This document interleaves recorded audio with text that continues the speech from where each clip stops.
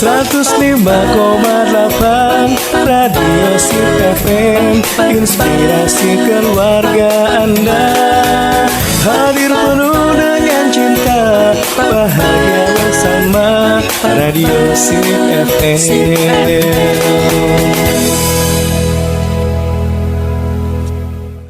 Bismillahirrahmanirrahim. Assalamualaikum warahmatullahi wabarakatuh. 105,8 Radio Sip FM, inspirasi keluarga Anda. Selamat malam keluarga Sip dimana saja berada. Mudah-mudahan selalu dalam lindungan Allah Subhanahu wa Ta'ala. Amin amin ya rabbal alamin. Kembali lagi nih kita bertemu dalam spesial program dakwah tuna yang setiap hari Seninnya kita akan melakukan kajian fikih zakat, infak, sedekah dan wakaf atau ziswaf bersama Ustadz Haji Kamriza LCMA dan dipandu oleh sahabat Sirana Famil Fatih dari jam 20.30 hingga 21.30. Selain di frekuensi 105,8 FM, Anda juga dapat mendengarkan kita melalui live streaming di sipfm.com. Jadi selain di sipfm.com, kita juga live streaming di Instagram ya, di sipfm. Kemudian juga bagi Anda yang ketinggalan ya terkait siaran malam hari ini, bisa juga nanti dilihat di YouTube kita di Sip Media. Dan keluarga Sip yang ingin bertanya, menanggapi dan ingin berbagi seputar topik kita di malam hari ini, bisa atensi di WhatsApp kita dengan nomor 081264579612 dan juga di Instagram kita. Kita sapa dulu nih Ustadznya. Assalamualaikum Ustadz. Waalaikumsalam warahmatullahi wabarakatuh. Gimana kabarnya pada malam hari ini Ustadz? Alhamdulillah. Alhamdulillah. Nah ini Ustadz, keluarga Sip pasti penasaran apa yang akan kita bahas malam ini, hari ini. Kalau gitu kita persilakan kepada Ustadz untuk memulai kajiannya. Silakan Ustadz. Baik, assalamualaikum warahmatullahi wabarakatuh. Salam. Alhamdulillahirabbil alamin wassalatu wassalamu ala asyrafil anbiya'i wal mursalin wa ala alihi wa sahbihi ajma'in. Allahumma salli wa sallim wa barik ala nabiyyina wa habibina wa maulana Muhammad wa ala alihi wa ashabihi wa ikhwani wa ummatihi ajma'in. Pendengar Radio Sip yang Allah muliakan, alhamdulillah kita bersyukur malam ini kembali kita bisa hadir untuk membincangkan ajaran agama kita dalam hal ini terkait seputar zakat, sedekah, infak dan wakaf. Kita berharap semakin intens kita mengkaji, mempelajari, memahami, semakin termotivasi kita untuk mengamalkannya. Karena amal landasannya adalah ilmu dan amal buahnya adalah iman dan akhlak. Kemudian salawat dan salam untuk Nabi kita Nabi Muhammad sallallahu alaihi wasallam. Semoga salawat kita membuat kita makin cinta, makin rindu pada beliau. Yang karena cinta dan rindu itu kita layak untuk bersama beliau nanti di akhirat, di syurga. Amin ya rabbal alamin. Pada pertemuan kita terdahulu kita sudah mulai mengupas sekitar zakat, dan pada pertemuan terakhir kita sudah mendiskusikan zakat pertanian. Malam ini kita jeda terkait zakat. Ada beberapa pembahasan zakat yang kita mesti bahas sebenarnya, tapi karena berhubung kita tidak lama lagi akan menyambut datangnya Ramadan, maka mari kita lihat bab zakat dan sedekah di bulan Ramadan. Kita bisa kasih tema kajian kita malam ini, sedekatul Ramadan, sedekah di bulan Ramadan. Pertama kita faham bahwa Ramadan itu bulan istimewa. Dia adalah anugerah atau hadiah yang Allah berikan untuk Nabi Muhammad dan umatnya. Salawatullah alaihi. Ramadan ini bulan penuh berkah dan tidak akan pernah ada bulan seistimewa bulan Ramadan. Dinamakan bulan penuh berkah karena ada kebaikan di sana, siang malam, pagi sore, di setiap detik-detiknya ada keutamaan, ada keistimewaan, ada kebaikan yang semuanya itu berkumpul dalam satu kata, yaitu keberkahan. Nah, ibadah yang menonjol di bulan Ramadan itu adalah puasa. Tetapi puasa bukan satu-satunya ibadah yang istimewa di bulan Ramadan. Setidaknya ada 3 hal amal utama yang dianjurkan dan mesti kita maksimalkan, kita optimalkan di bulan penuh berkah ini. Yang pertama tentu puasa. Yang kedua salat tarawih. Yang ketiga zakat. Ini 3 serangkai. Nanti lanjut kepada bab-bab berikutnya, memperbanyak doa, memperbanyak baca Quran, memperbanyak istighfar, memperbanyak zikir. Karena memang Al-Quran itu dinamakan Syahrus Siyam, berarti bulan puasa. Syahrul Al-Qiyam berarti bulan untuk mendirikan salat malam. Syahrus Sadaqah, bulan untuk bersedekah. Syahrul Zakat, bulan berzakat. Syahrul Al-Quran, bulan baca Quran. Syahrul Az-Zikir, bulan berzikir. Syahrul Ad-Du'a, bulan berdoa. Syahrul Istighfar, bulan istighfar. Syahrul Muwasah, bulan untuk melapangkan orang-orang yang sulit, membantu orang-orang yang susah. Karena itu maka bulan Ramadan ini memiliki banyak nama sesuai dengan amalan-amalan yang memang dianjurkan di bulan itu. Nah, di antara nama atau julukan Ramadan adalah Syahrul Muwasah, bahwa Ramadan itu bulan Al-Muwasah. Muwasah itu artinya melapangkan. Melapangkan apa? Melapangkan orang yang kesulitan, kesempitan. Seperti ya, duafa, orang-orang miskin, orang-orang susah, orang-orang yang dalam kesempitan, dalam kesulitan, itu kita lapangkan di bulan Ramadan. Nanti kita akan lihat ada banyak menu-menu yang dihidangkan di bulan Ramadan untuk kita ambil, berperan di situ dan berkontribusi agar menu ini nanti kita hidangkan lagi kepada orang-orang yang susah, yatim dan duafa. Ramadan bulan untuk peduli. Ramadan bulan untuk berbagi.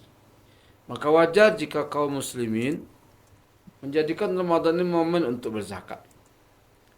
Jadi dunia Islam atau Timur Tengah atau dimanapun, memang kaum muslimin berlomba-lomba untuk mengeluarkan zakat dan sedekahnya di bulan Ramadan.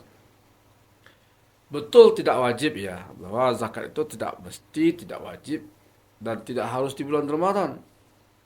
Tetapi menjadikan Ramadan sebagai momen berzakat itu punya landasan yang kuat. Kenapa? Karena Ramadan itu memang bulan ibadah, syahrul ibadah. Artinya ibadah apapun jika kita laksanakan di bulan Ramadan ada keistimewaan tersendiri. Umrah Ramadan itu kan dalam hadis dikatakan seperti haji bersama Rasulullah. Dia umrah juga, tapi ketika dilaksanakan di bulan Ramadan, pahalanya seperti haji bersama Rasulullah. Nah, ibadah-ibadah yang lain juga begitu. Nah, termasuk berarti kalau berzakat di bulan Ramadan beda nilainya ketimbang zakat di luar Ramadan. Sedekah di bulan Ramadan beda nilainya ketimbang sedekah di luar Ramadan. Nah, inilah kenapa kita lihat kalau kaum muslimin Timur Tengah berzakat, mereka menjadikan tahunan zakatnya di bulan Ramadan. Setiap tahun mereka berzakat dan mereka jadikan momennya di bulan Ramadan.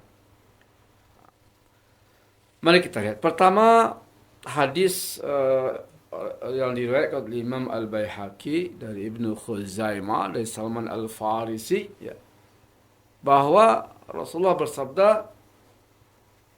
Ramadan syahrul muwasah.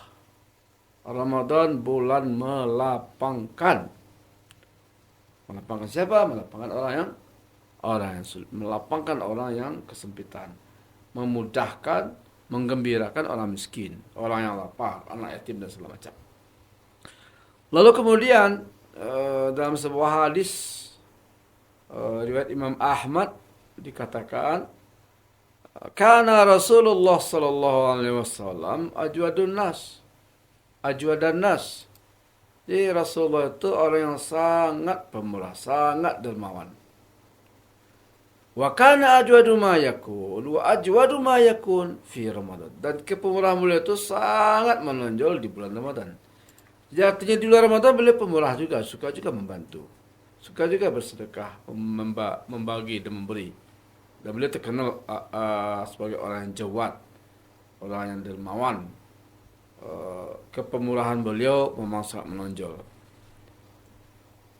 Itu terkenal dan menjadi karakter dan kepribadian beliau. Tapi di bulan Ramadan, karakter pemurah itu meningkat. Wa ajwadu ma yakunu fi Ramadan. Diwajar kita menteladani Rasulullah bahwa memang di bulan Ramadan ini kita meningkatkan pemurahan kita, kedermawanan kita, menteladani Rasulullah. Rasulullah pemurah, suka membantu, dan di bulan Ramadan kepemurahan beliau itu sangat menonjol, sangat luar biasa. Hadis lain juga menggambarkan itu, hadis dari Aisyah radhiyallahu anha yang diriwayatkan oleh Imam Baihaqi bahwa Rasulullah sallallahu alaihi wasallam kata Aisyah, "Iza dakhala Ramadan."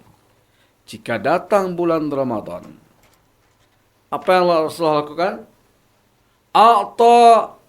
Atlaqa kulla asir. Beliau bebaskan semua budak yang beliau miliki. Wa a'ta kulla sa'il.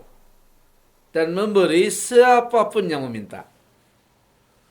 Kita ulangi ya, ini pengakuan Aisyah nih. Rasulullah itu kalau sudah masuk Ramadan, yang ia lakukan adalah membebaskan budak. Budak itu harganya mahal. Harga budak itu bisa 100 juta, bisa 200 juta. Di sedekah Rasulullah itu nggak main-main.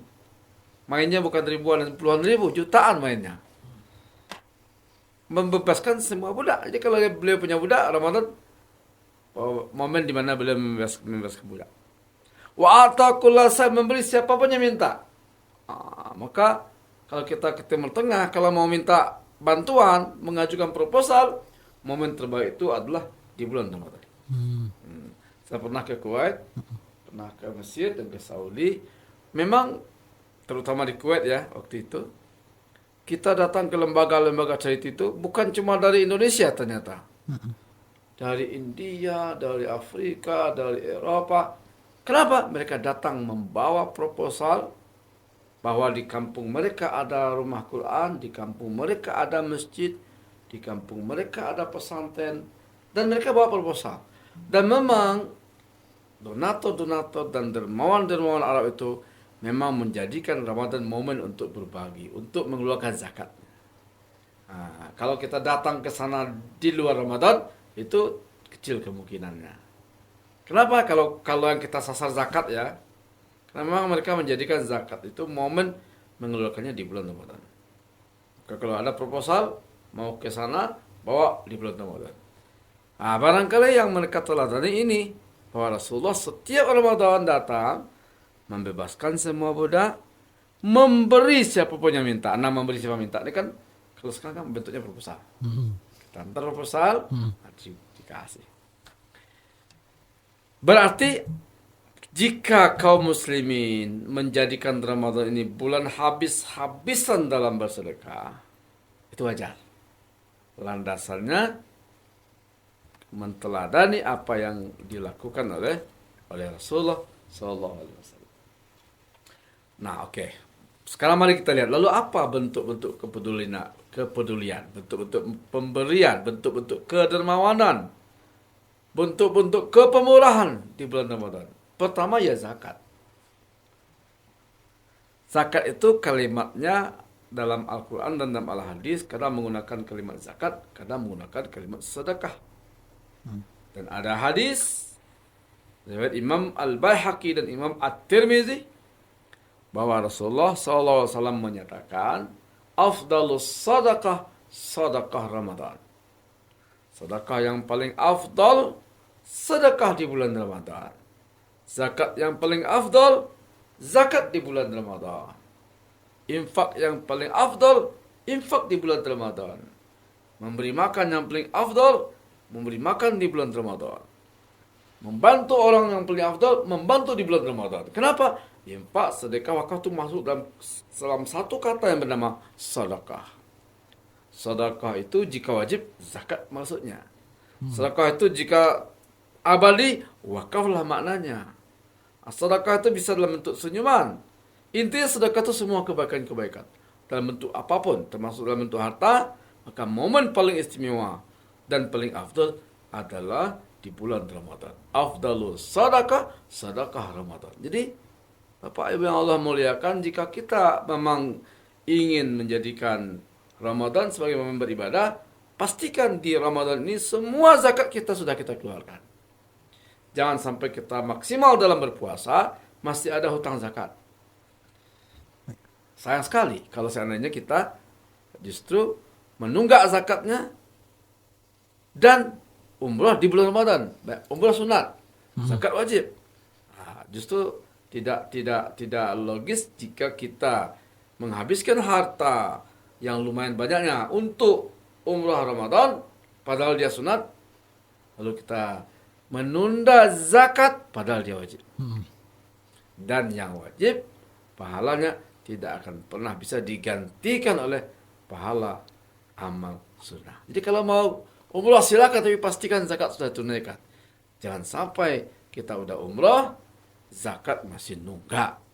Karena itu Ramadan saat yang tepat untuk mengeluarkan zakat kita, sebagaimana kita juga ingin puasa kita maksimal, tarawih kita juga optimal, begitu. Masya Allah, luar biasa sekali ya pembahasan ke keluarga SIP ya. Iya. Karena sebentar lagi kita juga akan menghadapi bulan Ramadan. Nah Ustaz, kita break dulu nih Ustaz. Boleh. Masih ada segmen berikutnya yang akan kita lanjutkan kembali dan kita rehat sejenak. 105,8 Radio Sip FM, inspirasi keluarga Anda. Hadir penuh dengan cinta, bahagia bersama Radio Sip FM.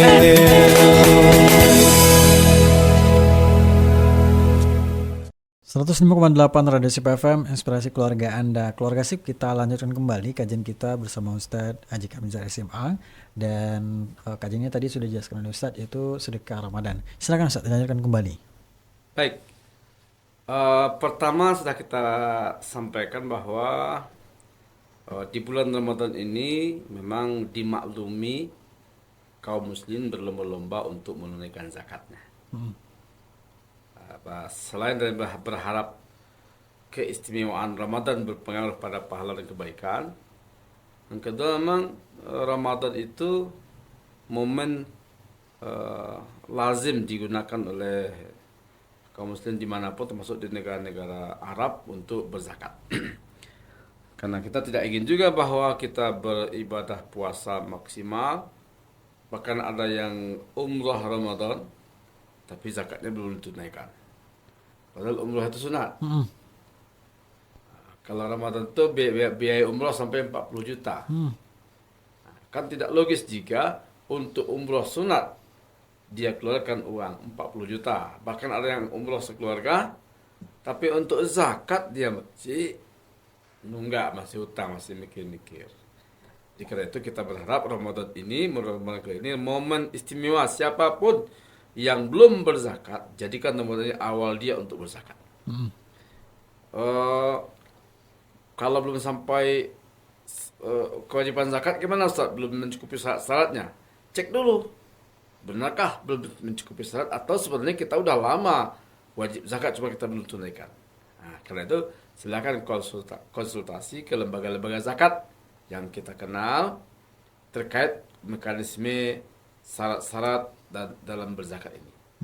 Pada salah satu juga siap untuk memberikan konsultasi gratis bagi siapapun pendengar Radio Sip yang ingin bertanya terkait cara mengeluarkan zakat, termasuk cara menghitungnya. Kalau belum wajib, bagaimana Ustaz?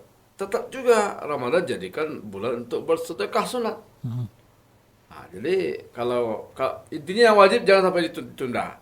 Kalau belum wajib, ya tetap juga kita gunakan untuk bersedekah. Yang kedua, Ramadan itu juga ternyata ada hadis. Ya, kalau untuk sahur itu kita sudah terbiasa berbuka bareng biasanya. Berbuka bersama.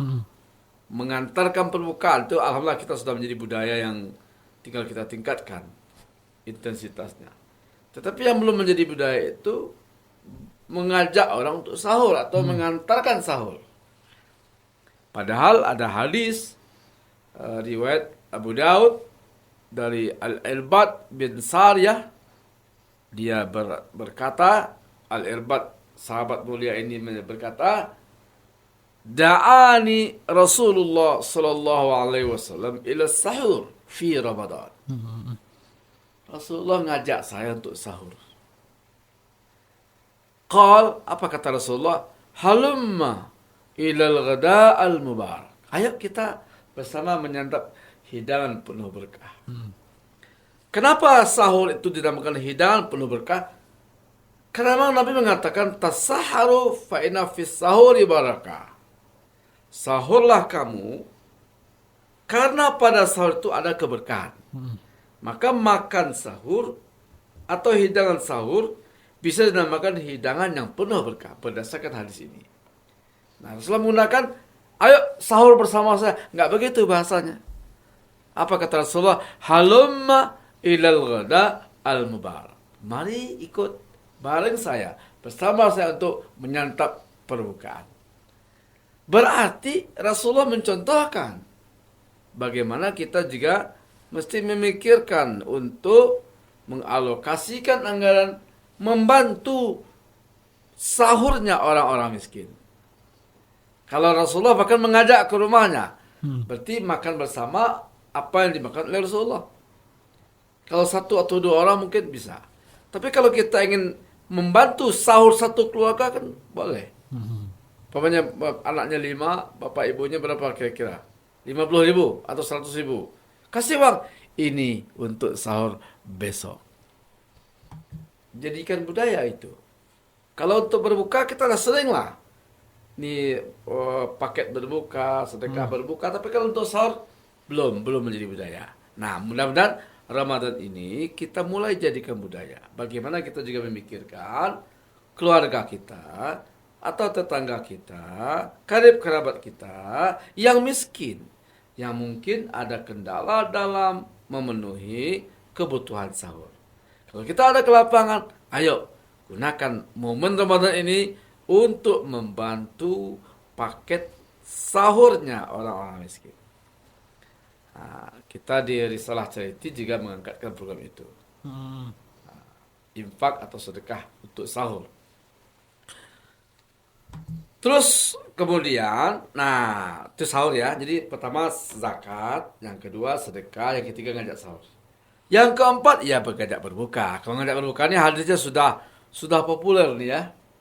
Di antaranya hadis dari yang diriwayatkan oleh Imam Ahmad bin Ibnu Majah dan At-Tirmizi, bahwa Rasulullah pernah bersabda, "Man fattara sha'iman kana lahu mislu ajrihi ghaira annahu la yanqusu min ajri shaimi syai'a." Apa kata Rasulullah? Siapa yang memberi perbukaan untuk orang yang berpuasa, maka dia dapat pahala seperti pahala orang yang berpuasa, tidak mengurangi pahala yang berpuasa sedikit pun. Artinya kalau kita kasih perbukaan kepada satu orang, orang itu berpuasa dapat pahala puasa 1 hari. Kita yang memberi perbukaan dapat pula pahala puasa 1 orang. Nah, kalau kita kasih perbukaan untuk 2 orang, berarti kita dapat pahala puasa tambahan 2 hari. Kalau kita berpuasa, berarti kita berpuasa memberi perbukaan 2 orang, berarti kita dapat 3 pahala puasa. Nah, jadi kita mungkin puasa maksimal hanya 30 hari. Tapi kita bisa mendapatkan pahala puasa 60 hari. Syaratnya apa? Kita optimalkan puasa kita dan kita bantu berbukanya saudara-saudara kita. Jadi luangkanlah waktu untuk, kalau kita bikinkan boleh, atau kita beli boleh, atau kita kasih uang juga boleh. Kalau kita nggak sempat, lembaga-lembaga zakat biasanya juga begitu, juga menawarkan paket untuk berbuka. Berbuka kalau di hari salah ini berbuka bersama santri-santri ahli salah yang kerjanya menghafal Quran, yang kerjanya menuntut ilmu agama. Nah, ini peluang-peluang terbaik. Tidak hanya di hari salah, boleh aja tempat-tempat lain. Yang penting kita jangan sampai kehilangan momen memberi perbukaan kepada keluarga, kepada tetangga, kepada duafa, kepada pesantren, terserah. Yang penting ini momennya, memberi perbukaan. Lanjut apa lagi? Nah, ini jika di bulan Ramadan ini, kenapa kita memang dianjurkan untuk memudahkan orang yang susah? Karena begini, kita sering mengkritik orang yang tidak berpuasa. Pokoknya dia di sungai kerjanya memecah batu. Dan dia tak puasa. Kita langsung mengkritik tidak puasanya. Bulan Ramadan makan, bulan Ramadan minum. Dasar. Tidakkah kita tahu bahwa memecah batu itu pekerjaan berat? Dan itu menghabiskan energi yang luar biasa. Ya wajar jika kita kemudian berhusnuzon, dia bukan tak ingin puasa.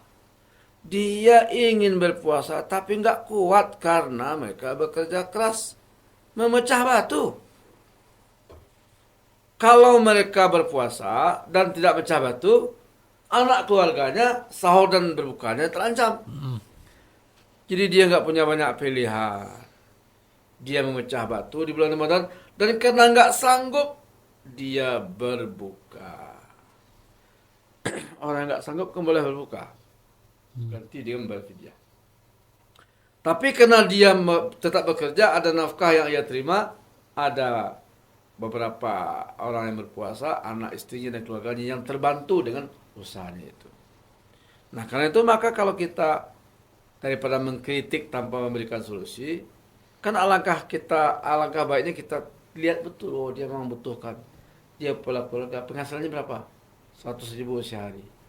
Kalau kita ada Allah kasih kelimpahan rezeki, kita bisa bantu berkas keluarga. Caranya apa? Pokoknya hari ini kamu tetap puasa, gak usah kerja, dan gajimu atau penghasilan memecah batumu sehari 100.000, saya ngasih. Kalau saya 100.000, kita tanggung lah. Pokoknya sebulan ini kamu fokus ibadah, kerja yang sesuai, yang tidak akan membatalkan puasa, penghasilanmu 100.000 sehari, saya tanggung 30 hari. Ah, itu baru solusi. Jadi dia bisa pula tarawih, dia bisa pula puasa tanpa terganggu, tanpa ini. Kenapa? Karena mereka sudah ada yang bersedekah menggantikan penghasilan dia harian 100.000 per hari. Sebulan kan 3 juta. Banyak Ustaz, bagi kita banyak, bagi orang kaya gak banyak itu. 3 juta itu bagi kita yang banyak. Kalau bagi orang kaya 3 juta itu kecil.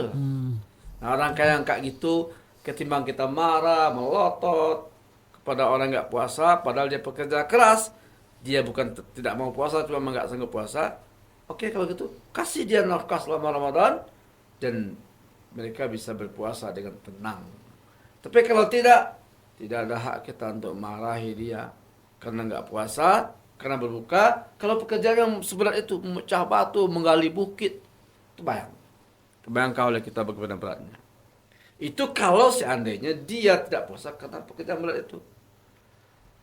Tapi kalau memang dia puasa nggak puasa, dia itu pekerjaannya, dan dia memang tidak bekerja pun dia juga nggak puasa. Itu lain lagi ceritanya. Jadi dia nggak puasa, bang karena nggak mau.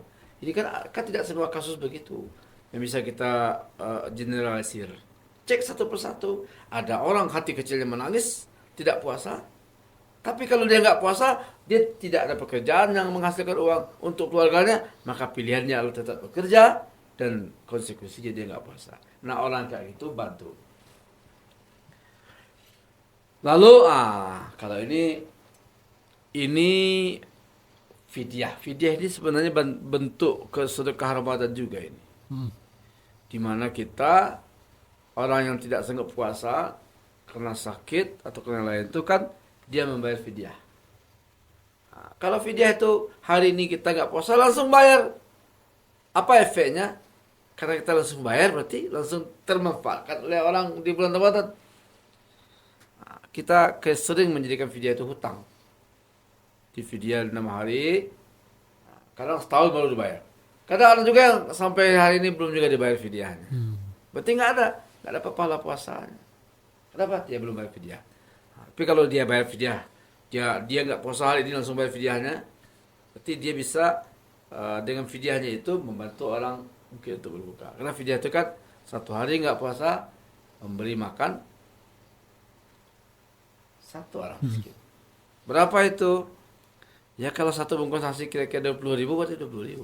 Tapi fidyah ini hanya bagi orang yang memang tidak mampu. Kita punya kakek, punya nenek, emang dia nggak bisa lagi puasa, udah tua kali, udah lemah kali. Nah, karena itu setiap hari langsung bayar fidyahnya. Walaupun nggak mesti langsung juga, kalau kita mau kumpulkan, nanti Ustaz, di Ramadan sedang kami bayar, nggak apa-apa. Kalau di pasca Ramadan nggak apa-apa, tapi maksud saya itu adalah jika dibayarkan di Ramadan, setidaknya itu meringankan beban orang miskin untuk berbuka dan untuk sahur. Hutang puasa itu kan hutang puasa dalam bentuk fidyah itu bagi orang tua yang tidak mampu. Lalu kafarat. Nah, ini bentuk kafar ini adalah jika ada orang berhubungan suami istri di siang Ramadan. Itu yang mesti ia lakukan adalah dia membebaskan satu orang budak. Kalau di negeri kita nggak ada budak, masuk opsi kedua, puasa 2 bulan berturut-turut. Kalau dia nggak mampu puasa 2 bulan berturut-turut, memberi makan atau sedekah makanan untuk 60 orang miskin. 60 orang miskin itu berapa biayanya? Saja hitung aja lah. Kalau kita patok satu nasi bungkus itu 20.000, berarti 60 hari, 60 orang miskin berarti sekitar 1.200.000. Nah, kalau yang kita dulu pernah kejeblos sekali, belum bayar sekarang. Kalau ternyata dia hubungan suami istri 2 kali, maksudnya 2 hari. Kalau malam nggak masalah ya. Kalau malam tuh boleh. Hubungan suami istri malam hari boleh. Yang nggak boleh itu siang hari. Ramadan dulu 2 hari start. Oke, berarti 2 kali 60. Nah, kalau bisa itu jangan ditunda-tunda bayarkan. Nah, Ramadan ini kalau kita bayarkan, ya kalau satu hari itu 60 orang miskin, sekitar 1.200.000, ada banyak orang yang bisa kita bantu. Itu juga termasuk dalam kategori sedekah Ramadan. Nah, lalu yang berikutnya adalah fidyah. Bukan fidyah, zakat fitrah. Kalau zakat fitrah itu memang targetnya adalah mengenyangkan orang miskin di hari raya. Walaupun sebagian ulama mengatakan sudah boleh dibayar di bulan Ramadan itu, walaupun masih lama Lebaran. Tapi kalau kita bayarkan di H-1 Lebaran, besar harapan kita zakat fitrah kita itu mereka nikmati di hari raya. Sehingga targetnya adalah kayakan mereka di hari raya. Maksudnya apa? Jangan sampai juga orang miskin tidak makan di hari raya. Jangan sampai menangis juga anak yatim karena tidak ada makanan di hari raya. Jangan sampai di hari raya terpaksa ke sawah, ke ladang orang miskin karena kalau gitu mereka nggak makan. Padahal itu Lebaran. Nah, karena itu fungsi dari zakat fitrah itu adalah bagi orang yang berzakat membersihkan dirinya dari membersihkan puasanya dari kata-kata kotor, membersihkan puasanya dari kata-kata tercela, membersihkan puasanya dari hal-hal yang akan merusak dan mengurangi nilai puasa. Tetapi sisi lain, zakat fitrah memberi makan orang miskin. Maka dikatakan zakat fitrah itu fungsinya apa? Tuhratan lis-sha'im wa tu'matan lil masakin. Membersihkan orang yang berpuasa dari lagwi dan rafas, kata-kata yang sia-sia dan kata-kata cabul, dan mengenyangkan atau memberi makan orang miskin. Nah, dari mekanisme yang sudah diterangkan di atas, mengajak sahur, membagi perbukaan, sedekah Ramadan, memberi zakat, menunaikan fidyah, menunaikan kafarat, menunaikan zakat fitrah. Kalau mekanisme ini memang dijalankan dengan penuh kesadaran, rasa-rasanya kasus orang yang tidak sahur karena nggak ada makan tidak akan terjadi. Harusnya kasus satu keluarga tetap lapar di saat berbuka karena tidak ada yang akan dimakan ketika berbuka. Harusnya ini nggak terjadi jika orang kaya yang sudah wajib berzakat mengeluarkan zakatnya. Jika kaum muslimin yang belum berzakat, belum wajib zakat, tetap mengeluarkan sedekahnya.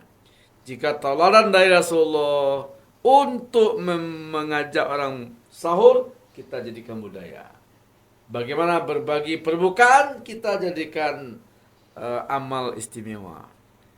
Lalu sedekah-sedekah berikutnya. Rasanya Ramadan ini harusnya menjadi apa yang katakan Rasulullah, Sahrul al-Muwasah. Bulan melapangkan. Bulan memberi orang miskin, orang yang tidak beruntung, duafa, senyum kebahagiaan. Senyum karena mereka terharu, ada saudaranya yang peduli. Ada saudaranya yang berbagi. Ada saudaranya yang dermawan. Dengan itu maka yang kaya bahagia dengan sedekahnya, yang miskin bahagia dengan apa yang ia terima. Menebar kebahagiaan, itulah amal istimewa kita di bulan Ramadan. Awali dengan yang wajib, yaitu zakat. Lanjutkan dengan amalan-amal lain sesuai dengan kebutuhan dan tentu saja sesuai dengan kemampuan kita. Masya Allah. Ini Ustaz, ini terakhir kita mintakan kepada Ustaz Ya. untuk ajakan konklusinya di malam hari ini, Ustaz. Ajakannya jelas ya kepada Bapak Ibu kaum muslimin, bisa jadi Ramadan besok adalah Ramadan terakhir kita. Semoga Ramadan besok Ramadan yang paling istimewa. Jika Ramadan besok Ramadan terakhir kita, harus diupayakan Ramadan besok berbuah takwa. Nah, kalau itu terakhir kita, maka kita lakukan adalah selain dari memaksimalkan berpuasa di siang hari, mengoptimalkan salat tarawih di malam hari, selain dari zikir dan tilawatul Quran, jadikan Ramadan ini momen terbaik kita untuk secara rutin mengeluarkan zakat dan sedekah. Kalau nggak tahu, kontak lembaga zakat yang Anda kenal, kontak lembaga zakat Risalah Charity. Kita akan berikan layanan konsultasi gratis. Cara menghitung zakat gratis. Kita akan bantu menyalurkan zakat Bapak Ibu jika Bapak Ibu tidak punya waktu. Atau tidak mengerti bagaimana cara menyalurkannya. Dan kepada siapa yang paling tepat memberikannya. Karena itu tinggal kontak lembaga zakat manapun yang kita kenal. Termasuk kita siap insya Allah lembaga amal zakat Risalah Charity. Tekad kita adalah Ramadan kali ini, Ramadan terbaik kita, Ramadan paling bermakna, Ramadan berbuah takwa, dan Ramadan Syahrul Muwasa, bulan membahagiakan dan melapangkan duafa. Semoga Ramadan besok memang momen terbaik kita untuk mengeluarkan semaksimal mungkin zakat, sedekah, infak, wakaf dari harta yang mungkin selama ini lalai dan abai kita lakukan. Itu. Masya Allah. Luar biasa sekali ya keluarga SIP ya pembahasan kita untuk persiapan bulan Ramadan. Dan tidak terasa kita sudah berada di penghujung spesial program dakwah tunan Ustaz. Semoga apa yang sudah dibahas oleh Ustaz tadi keluarga SIP ya dapat menambah keimanan kita kepada Allah, cinta kita kepada Islam, dan tentunya bermanfaat serta kita ambil ibrahnya untuk diaplikasikan dalam kehidupan sehari-hari. Terima kasih banyak Ustadz kedatangannya dan ilmunya pada malam hari ini berbagi kepada kita. Kalau gitu keluarga SIP, Ustadz Haji Kamriza LCMA dan sahabat siaran Nafa Melfati pamit dari spesial program Dakwah Tuna. Tapi jangan kemana-mana dulu nih karena masih banyak program dan informasi menarik lainnya. Mohon maaf apabila ada salah kata. Subhanakallahumma wa bihamdika asyhadu an la ilaha illa anta astaghfiruka wa atubu ilaik. Wassalamualaikum warahmatullahi wabarakatuh. 105,8 Radio SIP FM, inspirasi keluarga Anda. Hadir penuh dengan cinta, bahagia bersama. Radio Sip FM.